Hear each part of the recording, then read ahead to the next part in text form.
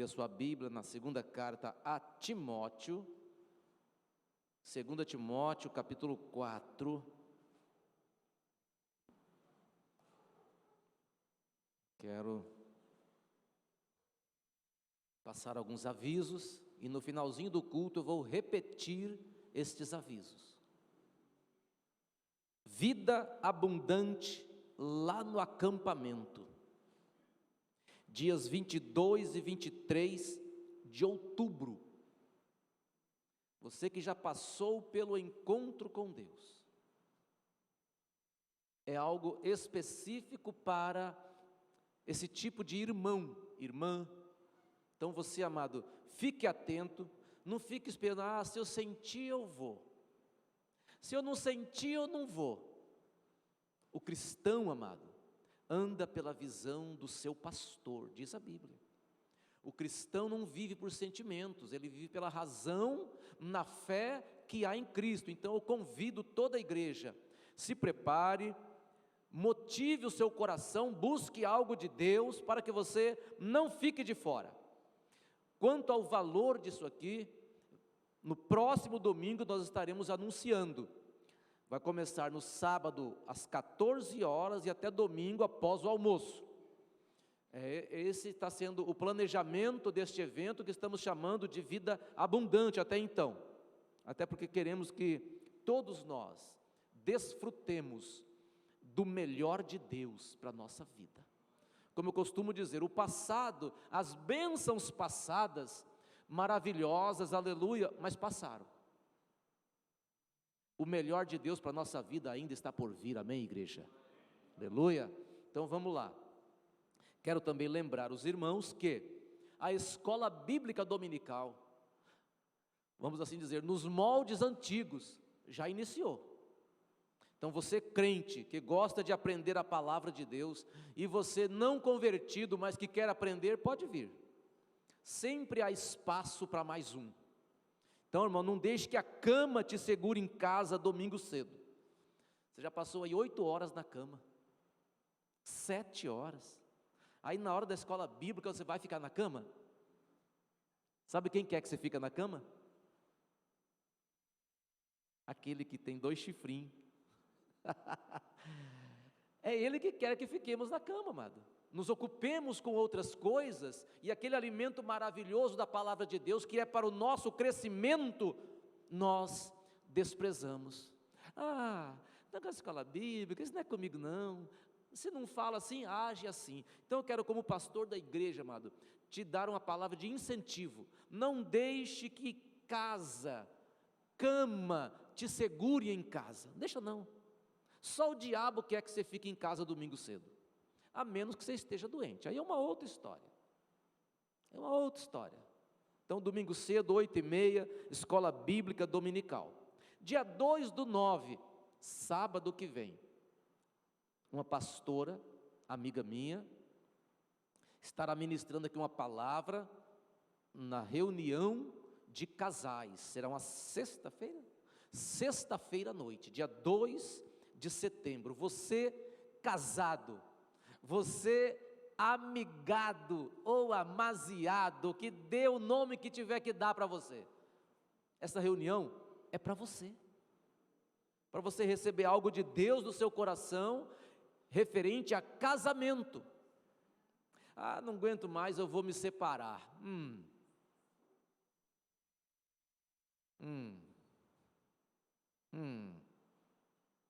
Essa reunião é para você. É uma pastora, que também é psicóloga, formou-se junto comigo, amiga nossa, ela estará ministrando aqui na igreja. Então, independente daquilo que ela é, mas ela é um instrumento de Deus, independente daquilo que ela é, no sentido de formação, independente disso, ela é um instrumento de Deus, e Deus irá usá-la para falar com a igreja. Então você, casado, amigado, amaziado, não fique de fora, e traga um prato de salgado, abençoado. Os irmãos gostam de salgado, não gostam, igreja? Amém? Aleluia. Então que cada casal traga um prato abençoado de alimento, e vai ser uma bênção para todos. Após esse culto, igreja, Eu quero ter uma reunião com todos os irmãos que trabalham na portaria da igreja.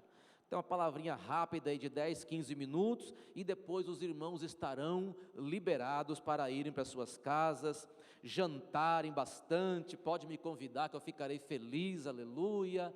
Ficarei feliz de ir com você. Pastor Alexandre vai junto comigo. Amém, igreja?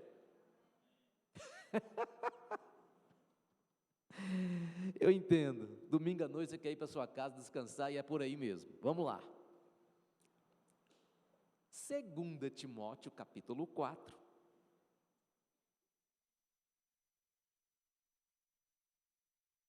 Verso do 1º ao 5º. E eu prometo aos irmãos terminar essa mensagem antes da meia-noite. Vamos lá. Vou até tirar o relógio para não errar.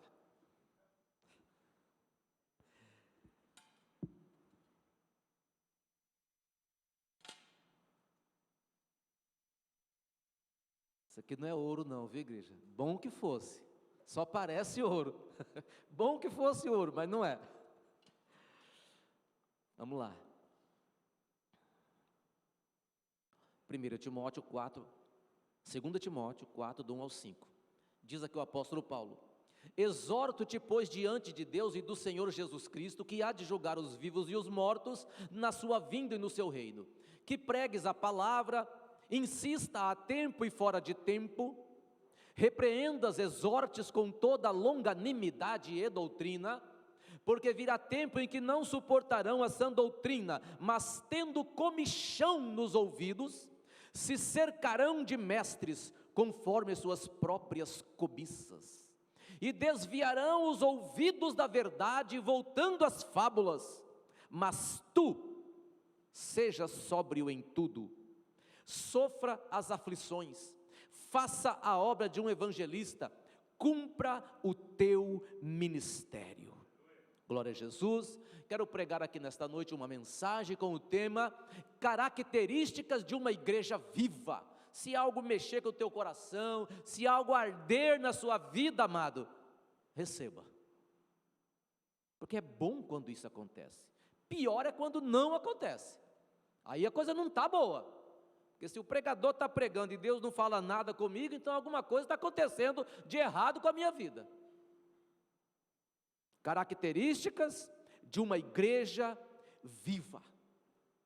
Eu gosto muito, amado, dos escritos do apóstolo Paulo. E baseado nesses escritos e em nossas experiências, nós entendemos e precisamos entender que a igreja é um organismo vivo. Em essência, a igreja não é denominação, igreja não é prédio.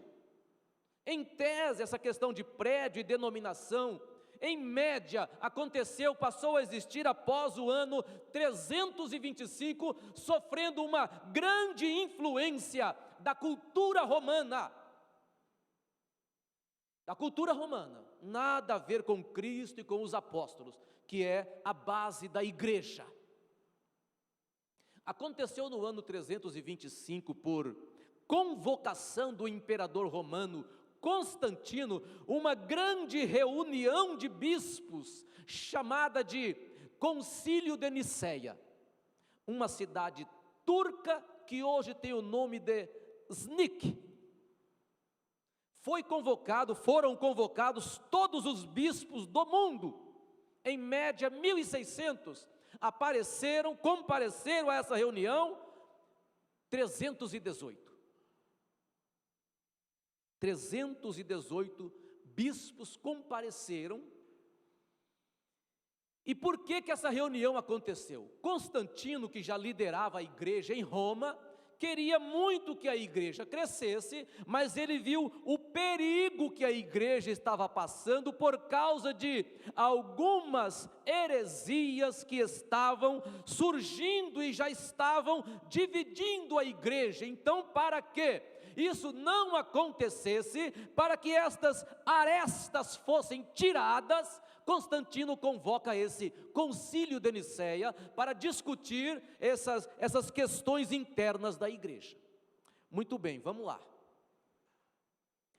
Esse concílio durou 29 dias. Neste concílio acabou-se com uma grande heresia daquela época, chamada de heresia ariana. Um bispo chamado Ário dizia que se Jesus é o Filho, então ele começou a existir um dia. Logo, ele não é tão eterno quanto Deus. E isso estava dividindo a igreja. E outras questões também, como já disse. Então ali foi discutido, houve uma votação naquilo ali, Ário perdeu de lavada, teve apenas 2 votos a favor dele e centenas de votos contra o ensinamento de Ário. E aí, a partir desta data, Jesus Cristo e o Espírito Santo oficialmente passaram a ser considerados como membros em igual nível de poder dentro do que nós chamamos de trindade. O Pai não é mais forte que o Filho, que não é mais forte que o Espírito. Os três agiram em épocas diferentes, com características e ministérios ou ofícios diferentes, mas os três formam a trindade no mesmo nível de poder. Um não é mais poderoso que o outro. São 3 essências diferentes que formam um único Deus. Ponto final. Foi discutido e decidido também neste concílio, amados. Discutido e decidido nesse concílio a fixação da data da Páscoa, dependendo do hemisfério, ficou entre 22 de março a 25 de abril. Ficou definido isso aqui. Ficou definido também, como dentro da igreja, a proibição da autocastração. Tinha problemas nessa área. Regras para nomeação de um novo bispo. Regras administrativas, tanto no aspecto de organização, quanto no aspecto religioso. Isso valendo para todo o mundo. O credo niceno também ficou definido, que eram algumas regras de comportamento e de procedimento dentro da fé cristã. Em um passado, amados, muito distante, como já disse, 325, todas essas resoluções foram de muita ajuda para a vida da igreja. Ajudou muito a igreja de lá para cá, glória a Deus. Mas hoje, aqui estamos. Hoje estamos nós aqui, vivenciando um contexto de uma igreja já estabelecida há quase 2022 anos, considerando o nosso calendário apenas. Há quase 2022 anos, uma igreja sul-americana, brasileira, pentecostal ou não pentecostal, uma igreja em término de pandemia. Nós como igreja nunca passamos pelo que passamos nos últimos 2 anos, só os irmãos lá de 1920 que passaram por aquela peste, se não me engano, espanhola, que morreram 30 milhões de pessoas. Mas nós como igreja nunca passamos por isso.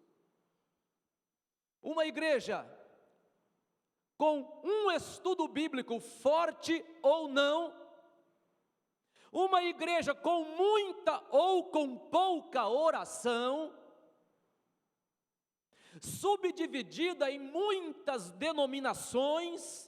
Olhando isso com maus olhos, nós vamos encontrar só defeitos para criticar. Olhando isso com bons olhos, nós saberemos conviver com isso. Então, uma igreja subdividida em muitas denominações, Uma igreja onde encontramos uma boa quantidade de irmãos que têm vida com Cristo e alguns irmãos que não têm vida com Cristo.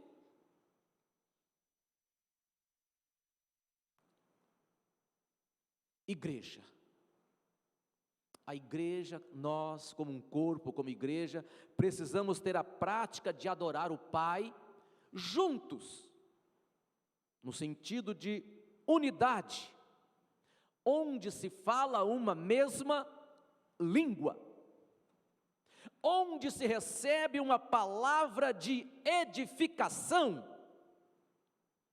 onde Cristo é ensinado e anunciado como o centro das nossas vidas, onde também aproveitamos para em conjunto ganharmos, evangelizarmos, ganharmos algumas vidas para Cristo, que é o Senhor da igreja.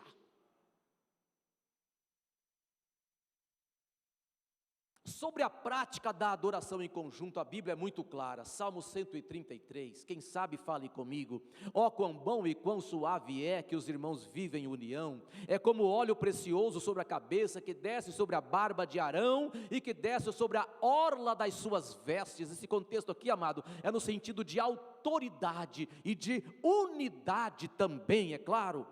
Como orvalho de Hermon, um monte que desce sobre outros montes de Sião, porque ali o Senhor ordena a bênção e a vida para sempre. Autoridade, unidade, adoração, a bênção de Deus desce e abençoa a todos. Aleluia. Salmo 134, eis aqui, bendizei ao Senhor todos vós, servos do Senhor, que assistes na casa do Senhor. O Senhor que fez os céus e a terra, te abençoe, desde Israel, desde Sião. Salmo 135, louvai ao Senhor, louvai o nome do Senhor, louvai-o, servos do Senhor. O próprio Deus, amado, está nos chamando para uma vida de uma adoração mais verdadeira, e não é porque Ele quer ser adorado, Ele é o que é, independente de qualquer coisa, jamais deixará de ser o que é, nós é que precisamos adorá-lo. Aleluia, igreja. Se tem alguém que ganha com a adoração ao Senhor, é aquele que o adora.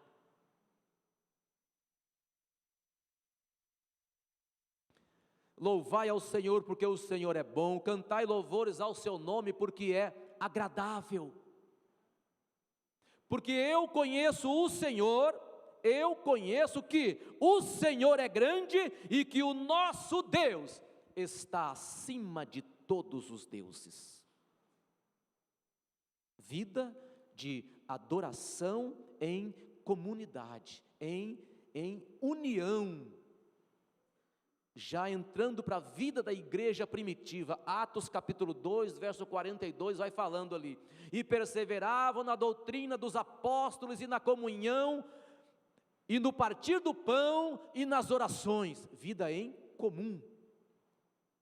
Em toda a alma havia temor, e muitas maravilhas e sinais se faziam pelos apóstolos, e todos os que criam estavam juntos, e tinham tudo em comum, e vendiam suas propriedades e bens e repartiam com todos, segundo a necessidade de cada um. A igreja nesse contexto, amado, era um organismo de um pequeno poder aquisitivo.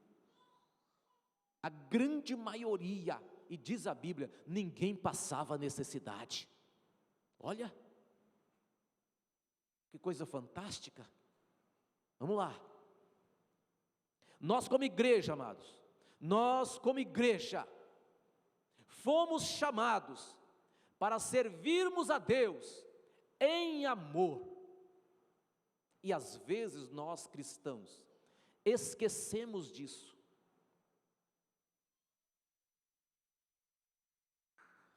Paulo escreve, quanto ao que está enfermo na fé, recebei-o não em contendas sobre dúvidas, porque um crê que de tudo se pode comer, e outro, que é fraco, come legumes. E o que come não despreza o que não come. E o que não come não julga o que come, porque Deus o recebeu. Quem és tu que julgas o servo alheio? Para o seu próprio Senhor ele está em pé ou cai, mas estará firme, porque poderoso é Deus para o firmar. Porque se vivemos para o Senhor, vivemos, se morremos para o Senhor, morremos, de sorte que, ou vivamos ou morramos, somos do Senhor. Diga comigo: eu sou do Senhor.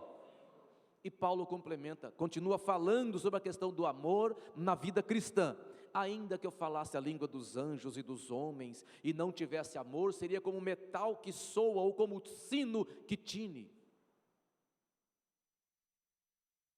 E ainda que tivesse o dom de profecia, e conhecesse todos os mistérios e toda a ciência, e ainda que tivesse toda a fé, de maneira que transportasse os montes, e não tivesse amor, nada seria.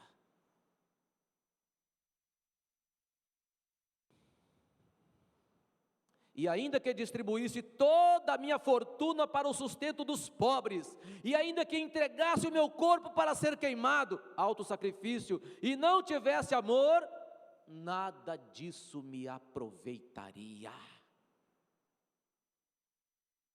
E por causa de alguns argumentos, vai sujar o nome da igreja, a igreja vai ficar mal vista, isso, aquilo.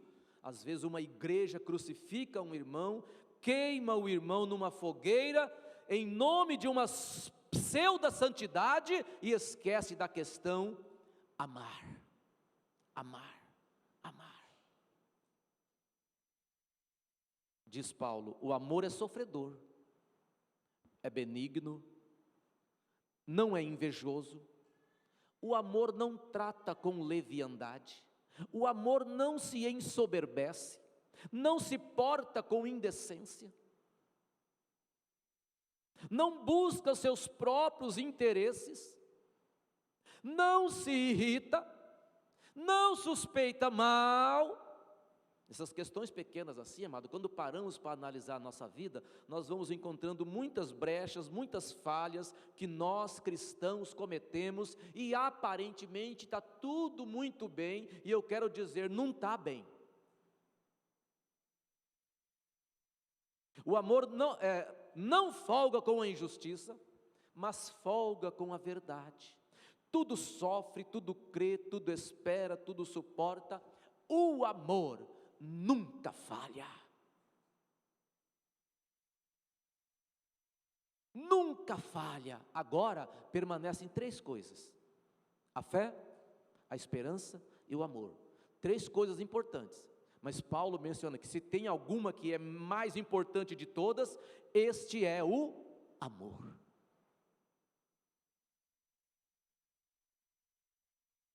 O perdão está dentro do amor que nós cristãos precisamos praticar.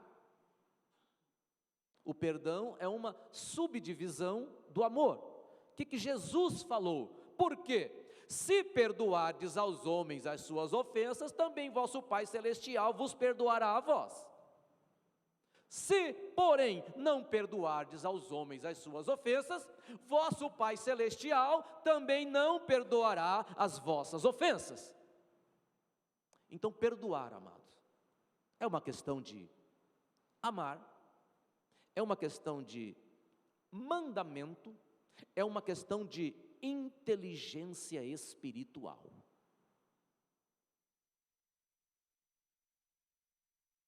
Paulo escreve aos Colossenses capítulo 3, verso 13, suportando-vos uns aos outros. O que é isso aqui? É uma vida de comunidade.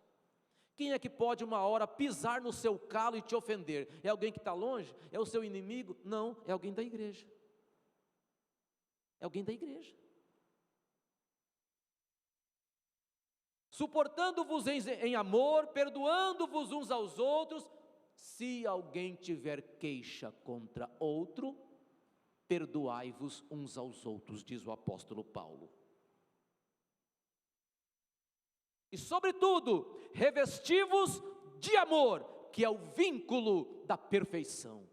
quer mostrar ou provar para você mesmo a sua perfeição em Cristo, simplesmente, amado, ame. Acabou. É o que o texto mostra. Bíblia pura. É o que a Bíblia mostra. Na condição de igreja, fomos santificados em Cristo, e por isso fomos chamados para uma santificação progressiva.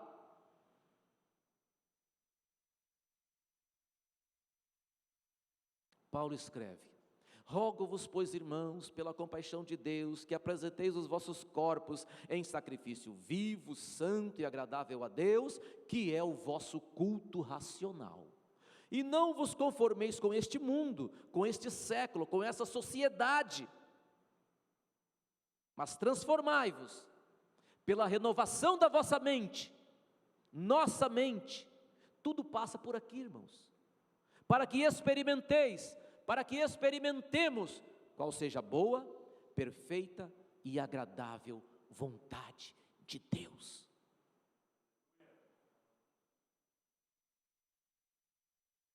E Paulo escreve bem assim: portanto, se já ressuscitastes com Cristo. Quem já ressuscitou com Cristo?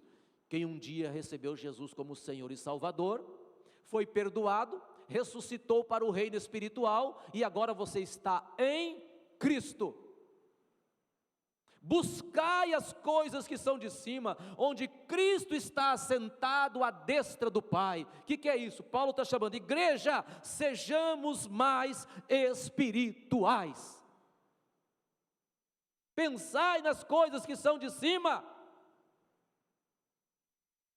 É normal, amado, que nós encontremos pessoas que falem bem assim: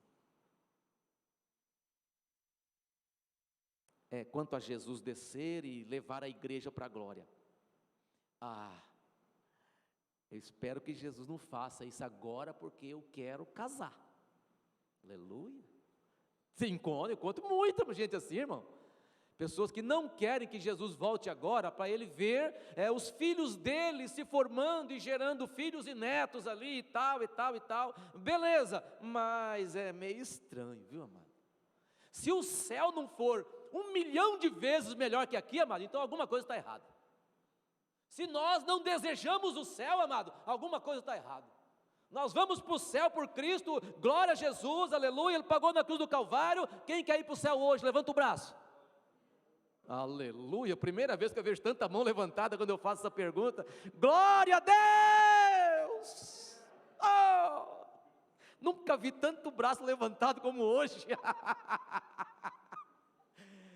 Verdade, igreja, nunca vi. Toda vez que eu faço essa pergunta, primeira vez que eu vi um monte de braço levantado, porque geralmente eu quero, mas não quero ir hoje, né? Oh, glória a Deus!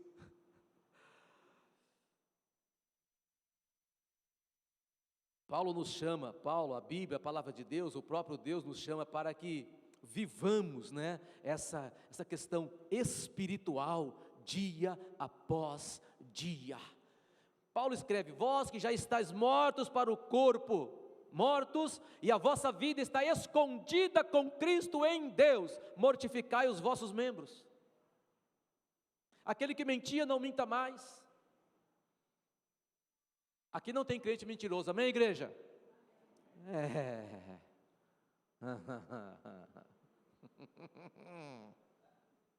Vamos lá. Paulo escreve. Vamos avançar.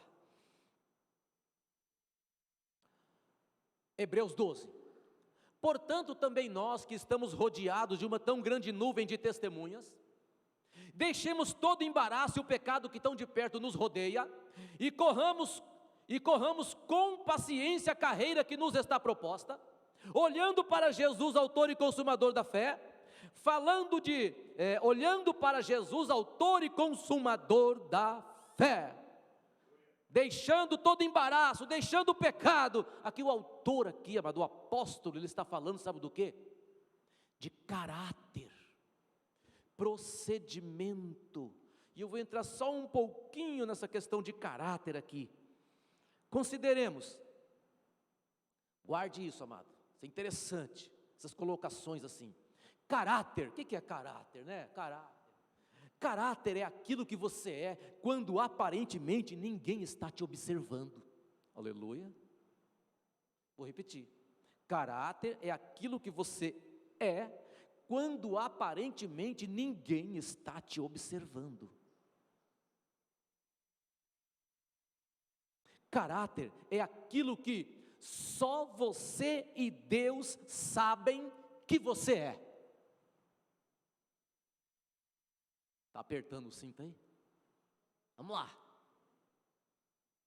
Caráter é mais do que falar. Seu caráter determina quem você é. Quem você é determina o que você fica vendo. O que você fica vendo determina o que você pensa. E o que você pensa determina o que você fará. Aleluia.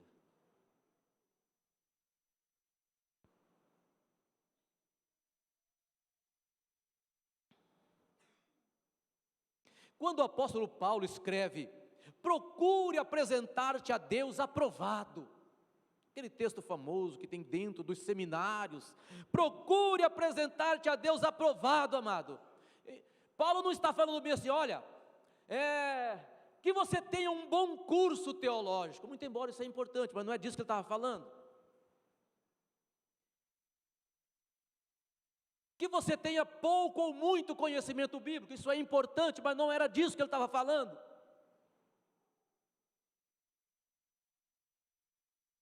Passar ou não passar numa prova teológica para depois ser ungido a pastor, não era disso que Paulo estava falando. Quando ele disse, procure apresentar-te a Deus aprovado, amado, Paulo estava falando de caráter.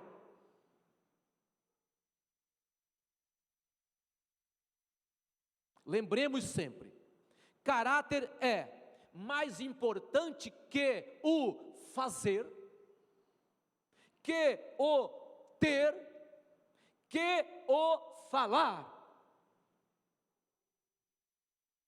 Quanto mais extenso, prolongado for o sonho de uma pessoa, falando pessoa cristã, quanto mais extenso e mais prolongado for o sonho de uma pessoa cristã, significa que essa pessoa precisa extremamente ser profundo em Deus.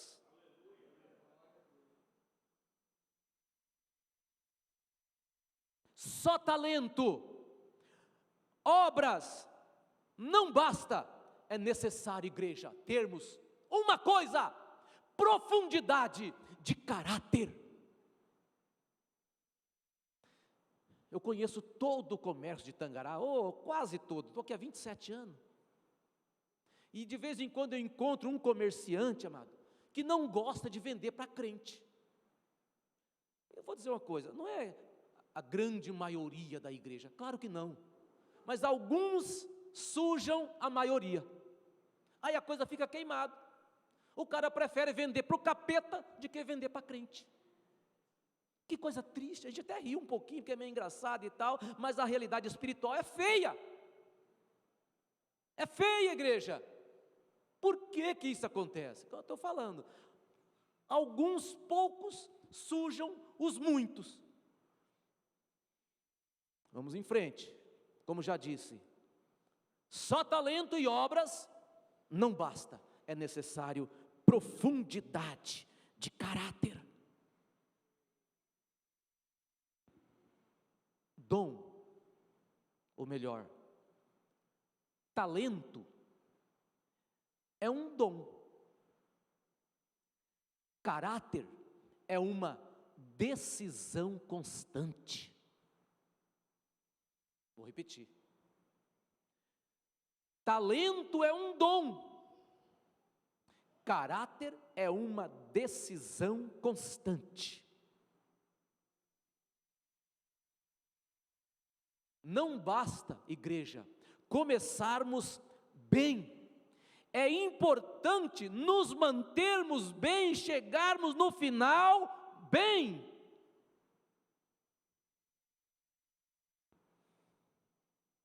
É necessário que nessa caminhada plantemos bons comportamentos, bons relacionamentos, permaneçamos na presença do Altíssimo, permanecermos combatendo o bom combate, terminando bem, para podermos dizer: guardei a fé, guardei a fé. Que é bonito, aquele famoso texto do apóstolo Paulo, né? Combati o bom combate, terminei a carreira, guardei a fé, aleluia, glória a Jesus. O crente decora isso, e é muito bom, e é bacana, e tem que decorar mesmo. Mas vivenciarmos isso, primeiro, não é impossível. Segundo, não é tão fácil, mas depende da nossa dependência de Deus.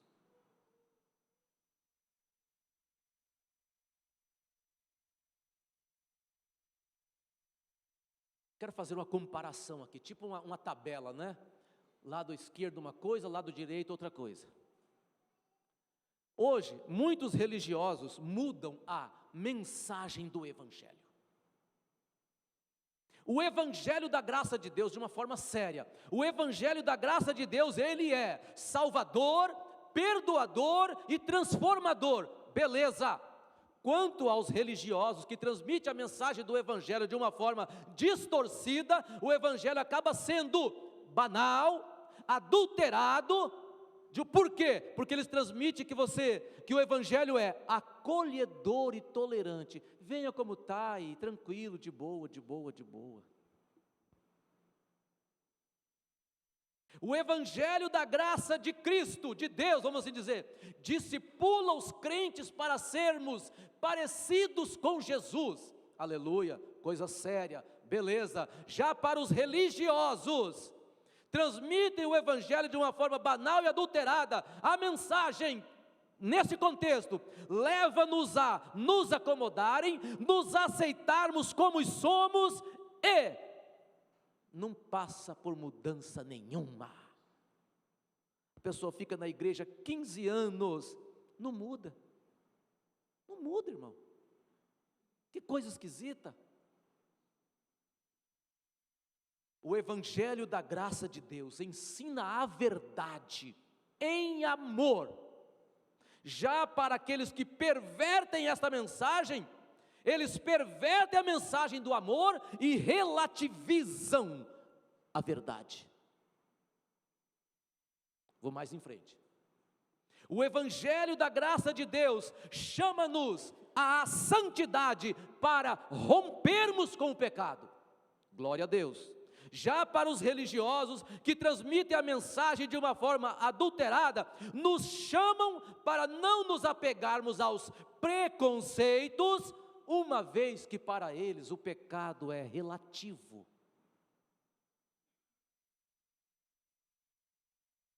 Você encontra hoje igreja, amado, de todo tipo, para todos os gostos. O Evangelho da graça de Deus, ele é conservador, não precisa evoluir, expressa as verdades bíblicas inspiradas pelo Espírito Santo. E já para os religiosos evoluídos, que não têm compromisso com a verdade, eles transmitem um evangelho progressista, que se pauta, que se apoia nas tendências sociais.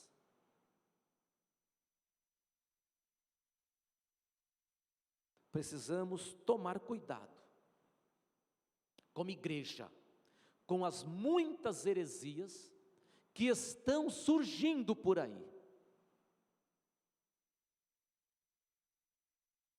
Como já disse, fomos chamados para viver em unidade. Salmo 133, oh quão bom e quão suave é que os irmãos vivem em união. Fomos chamados para sermos perseverantes. fomos chamados para sermos perseverantes. Paulo escreve: que diremos, pois, a estas coisas? Pandemia, comunismo, finanças no aspecto ruim, doenças dentro da família, e encrenca entre pais e filhos. Que diremos, pois, a estas coisas? Se Deus é por nós, quem será contra nós? Aquele que nem mesmo a seu próprio filho poupou, antes o entregou por todos nós, como não nos dará com ele também todas as coisas? Quem intentará acusação contra os escolhidos de Deus? É Deus quem os justifica. Quem nos separará do amor de Cristo? Ou até mesmo, o que poderá nos separar do amor de Cristo? A tribulação, pandemia, angústia, perseguição, fome, nudez, perigo, espada no sentido de morte. Mas em todas estas coisas, diz Paulo, somos mais que vencedores. E o que nos mantém vencedores semana após semana, amado, é uma fé viva naquele que ressuscitou ao terceiro dia.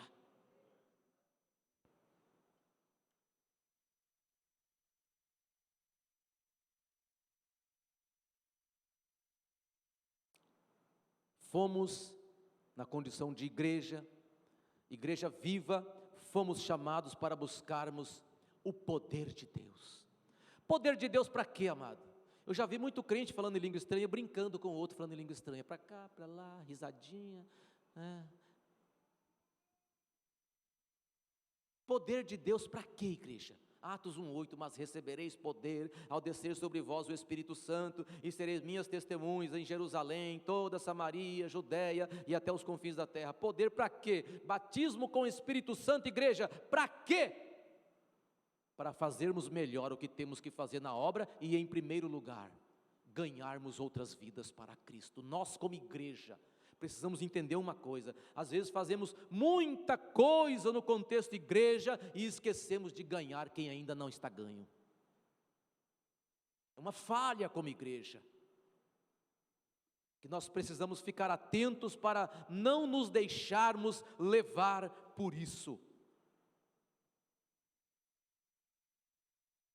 Na condição de igreja viva, fomos chamados para fazermos a obra. Nós fomos chamados para fazermos a obra. Se não, amado, a maçonaria vai querer fazer a obra de Deus, o espiritismo vai querer fazer a obra de Deus, os testemunhas de Jeová vão querer fazer a obra de Deus, porque os crentes pentecostais ou não pentecostais não estão fazendo. Que é fazer a obra de Deus em primeiríssimo lugar? Evangelizar o perdido. Mas só isso em primeiro lugar é. A igreja pode ter 1 milhão de defeitos, mas nós precisamos saquear o inferno e povoar o céu. Aleluia, igreja. Saquear o inferno e povoar o céu. Como? Falando de Jesus com autoridade. Até na feira, amado. Se der bobeira, eu faço apelo. Na feira, assim, conversando assim, ó. Porque nós temos que falar do Cristo que conhecemos. Que se a pessoa receber Jesus, ela será mudada. É o que eu creio.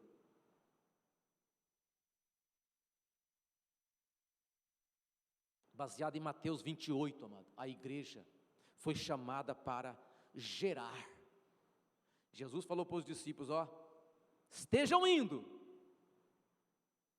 avancem, ensinem, batizem, em nome do Pai, do Filho e do Espírito Santo. Evangelizem, ensinem, batizem, deem sequência na vida da igreja. Uma igreja viva, amado. Nós, como igreja viva, fomos chamados para um novo tempo. 3 anos atrás, 2 anos, era uma coisa, passou.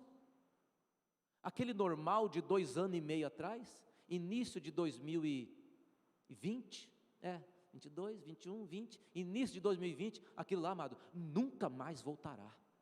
Estamos vivendo um novo tempo, ainda que seja mais difícil, ainda que seja muito esquisito, mas nós vamos avançar, nós não vamos parar. Não fomos chamados para pararmos, fomos chamados para avançarmos. E diz a Bíblia, o nosso descanso não é aqui. Amém, igreja? O nosso descanso não é aqui. Eu estou meio desanimado. Quanto tempo nas redes sociais? Quanto tempo com outras coisas e outras coisas e outras coisas? Nós vamos ficar desanimados, independente de pandemia, sem pandemia, ia qualquer coisa a mais. Quanto tempo nós gastamos, amado, sozinho com Jesus na oração, e quanto tempo sozinho na rede social? Aí que está o X da questão. Então nós como igreja viva, fomos chamados para vivermos um novo tempo. Jesus falou, no mundo tereis bastante alegria.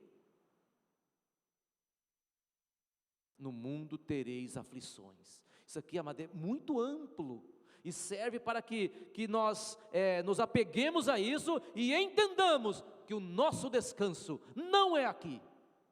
Vamos em frente. Combati o bom combate, terminei a carreira, não me perdi no meio da caminhada, não gerei escândalos para a igreja, não fui um crente caroço na igreja. Aí agora eu posso falar, guardei a fé. Vida cristã, amado, ela é progressiva, e não vai parar, não vai parar. E por se multiplicar a iniquidade, o amor de muitos esfriará.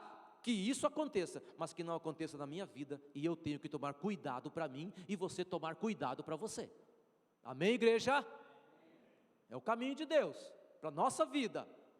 Como igreja viva, precisamos continuar anunciando que Jesus é o pão vivo que desceu do céu, e quem dele se alimenta, por ele viverá.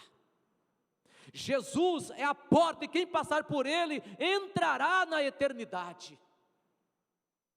Ele é a fonte da água viva, e quem beber dessa água nunca mais será o mesmo. Aleluia, igreja. Ele é o caminho, a verdade e a vida, o caminho para que você ande por ele e não se perca.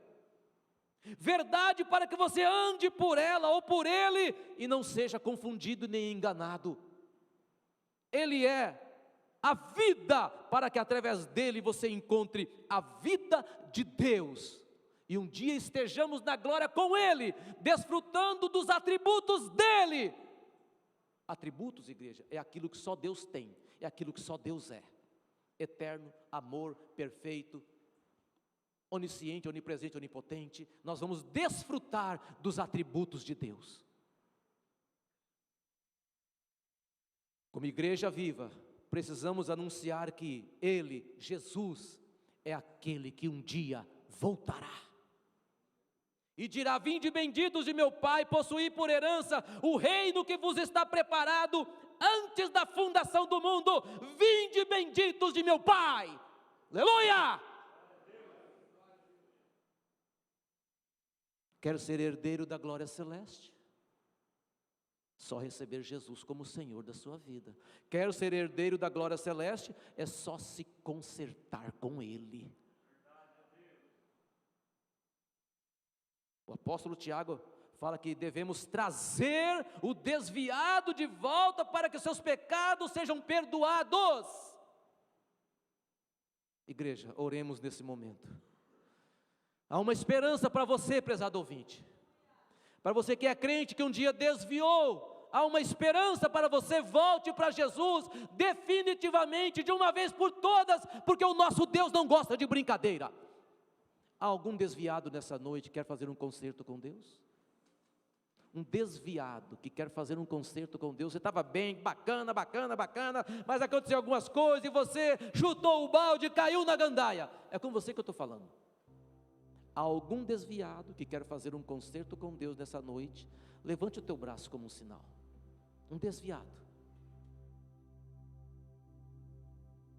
Você que nunca foi crente, eu quero falar com você agora também. É necessário que você receba Jesus como teu Senhor, para que você seja herdeiro da glória celeste.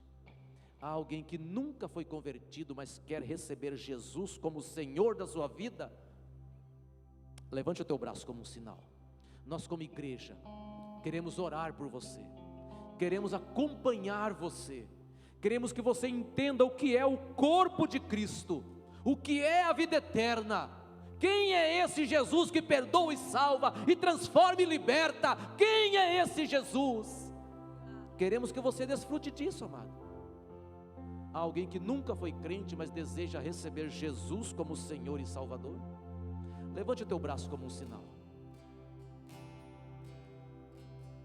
Alguém ainda confia, espera algo em você, e esse alguém é Jesus.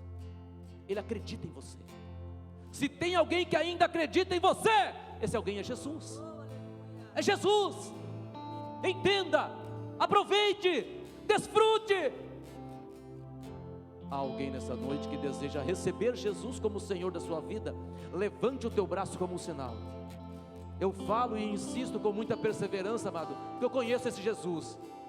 Quando Ele perdoa e transforma a pessoa, acabou, está transformado. Essa pessoa nunca mais será a mesma. Nunca mais. Há alguém nessa noite que deseja receber Jesus como Senhor da sua vida? Levante o teu braço como um sinal. É Ele quem vai te perdoar, é Ele quem vai te transformar, é Ele quem vai te dar a vida eterna.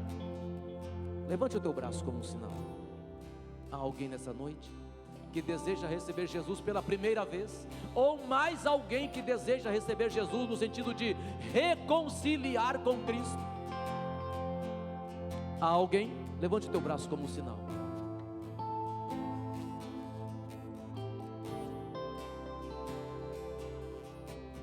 Eu mantenho o meu braço levantado, é para que você veja mesmo. Teu coração está batendo mais forte. Parece que é uma coisa esquisita no seu peito agora, eu entendo. O Espírito de Deus está te chamando, você entende isso, mas só falta uma coisa, é você decidir.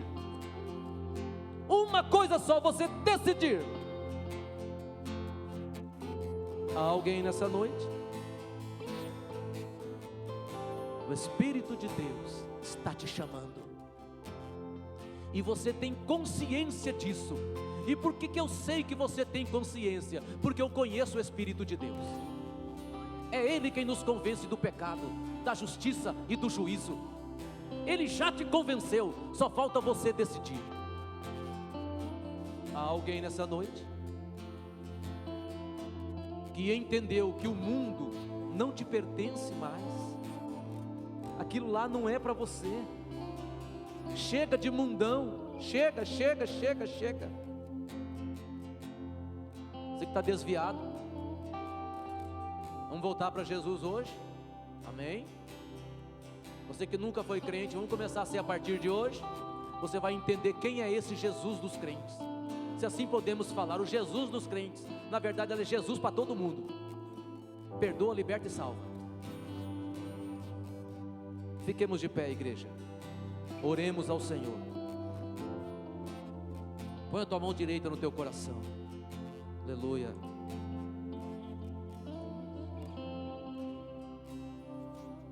Há um poder perdoador e salvador neste nome, Jesus.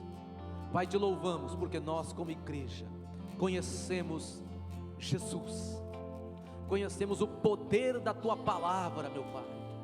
Jesus é a palavra, é o verbo eterno que entrou em nossa vida e mudou a nossa vida.